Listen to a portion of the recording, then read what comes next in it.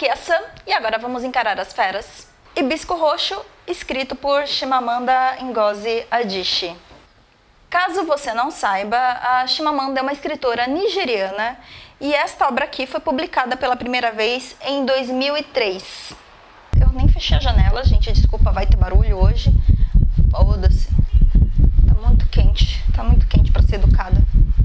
Esse é o segundo livro da Chimamanda que eu leio e eu não preciso de um terceiro para entender que ela é uma autora incrível. Eu adoro a forma como ela desenvolve os personagens dela, eu adoro a forma como ela desenvolve os aspectos psicológicos dos personagens. Eu acho que esse livro aqui demonstra muito bem essa habilidade que a escritora tem de trabalhar muito mais o que está acontecendo no emocional de cada personagem do que o que está acontecendo em termos de ação. E eu acho que isso é uma grande diferença entre esse livro e o Americana também. O Americana é a obra com maior projeção da Chimamanda. Foi o primeiro livro dela que eu li também, eu adorei. É o meu favorito ainda, eu gostei muito desse, mas eu ainda gosto mais do Americana. Mas o Americana, ele conta a jornada de uma heroína que sai da Nigéria, vai para os Estados Unidos e aí lá ela enfrenta uma série de contratempos. Então é uma história muito sobre você sair do ponto A e chegar ao ponto B. Enquanto que aqui em Hibisco Roxo não tem tanto essa jornada, digamos, física. É muito mais uma jornada de crescimento, é muito mais uma jornada de desenvolvimento. Coisa que eu acho que acontece no Americana também. Eu acho assim, os personagens que a Chimamanda escreve sempre crescem ao longo da história, sempre aprendem, sempre ficam mais maduros, né, ganham mais maturidade ao longo da narrativa. É bem nítido a transformação que a protagonista sofre ao longo da história. E essa protagonista é uma garota de cerca de seus 16 anos, chamada Kambili, e ela é filha de uma família rica na Nigéria. E isso é uma das coisas interessantes que eu acho que é retratada nessa história, porque você tem uma protagonista que é uma garota rica, que estuda em escola de meninas ricas, que vive em uma mansão, que nada falta para ela, assim, ela tem uma vida bem confortável. E, por outro lado, os outros personagens, né, outro núcleo da novela nessa história, é a tia dela, que é uma professora universitária, que diríamos seria classe média, mas que passa por diversas privações por conta de problemas estruturais e problemas econômicos e problemas políticos que a Nigéria enfrentou durante a época que é retratada nessa história. Um brasileiro de classe média que lê um livro escrito na Nigéria por um nigeriano que retrata apenas a realidade da tia da Kambili, que passa por uma série de privações, não só por questões econômicas, mas por questões estruturais da sociedade, vai ficar pensando o quê? Fala, nossa, né, Nigéria, que precariedade. Só que a nossa protagonista é uma menina rica. Então, eu acho legal como esse livro retrata esse contraste entre você viver numa situação econômica mais elevada e numa situação econômica diferente. E aí a Kambili vive numa cidade que eu suponho, né, pela minha percepção, lendo essa história, bem mais urbanizada, bem mais estruturada, enquanto a tia dela vive numa cidade que parece ser bem menor, com menos recursos. Então seria a diferença entre, digamos, São Paulo e Araraquara. Enquanto a Kambili é uma menina rica de São Paulo, a tia dela é uma mulher de classe média do interior. Só que, sim, claro, aqui no Brasil, quem sabe, quem conhece, sabe que Araraquara é uma cidade bem mais estruturada do que a cidade que a gente vê retratada aqui. E aí é que eu acho interessante isso, entender essas diferenças, entender que aqui num estado como o estado de São Paulo, onde você vê que existe sim uma diferença entre renda per capita, entre quem mora no centro urbano, como São Paulo, e quem mora no interior, como quem vive em cidades como Araraquara, São José dos Campos, ainda assim não existe uma distância tão grande em termos de qualidade de vida. Mas São Paulo não é o Brasil. Isso aqui é um país muito grande, um país de proporções continentais, e nós sabemos que existem brasileiros vivendo em condições tão precárias ou até piores do que a que vemos retratadas nesse livro. Então, uma reflexão muito válida ao ser feita durante essa leitura é pensar o quanto nós temos em comum com a Nigéria enquanto nação.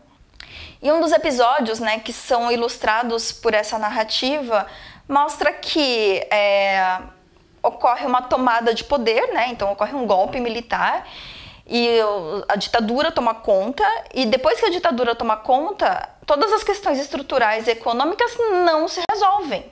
E a forma como a Chimamanda relata isso é de uma lucidez, uma objetividade, assim. Ela fala de uma forma muito suave, muito direta, sem abrir PowerPoint, sem levantar panfleto. Ela simplesmente narra, ela simplesmente ilustra um quadro. E eu gosto muito da forma como ela faz isso. Mas o ponto principal desse livro não é política, e sim tratar questões mais humanas, né? A autora, ela se dedica bastante a desenvolver uma história para uma reflexão a respeito de um conceito humano, que é o conceito da perversidade. Então, o pai da Kambili é um homem muito bem-sucedido. Ele é dono de mídia, ele é dono de indústria, ele tem muito dinheiro e ele é uma pessoa muito generosa. As comunidades do convívio dessa família vem esse cara, né, vem o pai da protagonista como praticamente um santo. O cara é católico fervoroso, não pede uma missa, ele tá sempre na igreja. Ele está sempre empenhado em ficar convertendo as pessoas ao redor dele, e ele julga severamente quem não se converte ao catolicismo. E aí, conforme essa história vai avançando, a gente vai entendendo as raízes, né? Vai entendendo a origem dessa postura que o pai da protagonista tem. Então a gente descobre que logo na juventude ele teve um contato muito próximo com um missionário europeu. E a partir disso ele começou a se converter ao catolicismo e a adotar uma série de posturas e uma série de ideias para a vida pessoal dele e aplicar isso, né, a todos ao seu redor. O que acontece é que quando você pega essa generosidade cristã e aplica à comunidade, a comunidade cresce, porque as pessoas não passam fome, ninguém passa muita necessidade. Então, todas as pessoas ao redor dessa família são famílias, de certa forma, prósperas, ou que pelo menos têm uma certa qualidade de vida.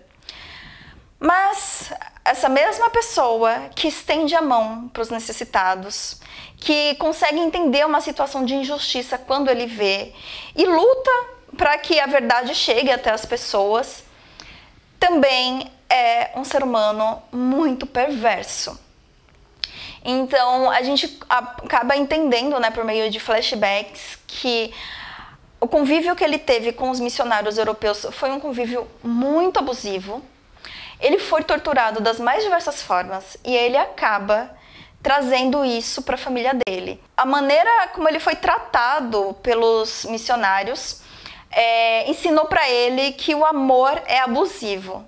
Então, quando ele vai desenvolver a família dele, casar e ter os filhos dele, ele traz esse abuso para dentro de casa como uma forma de amar.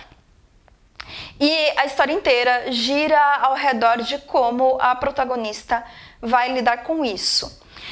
Ela conta com o irmão mais velho dela, que é o Jaja, que é um personagem maravilhoso, assim.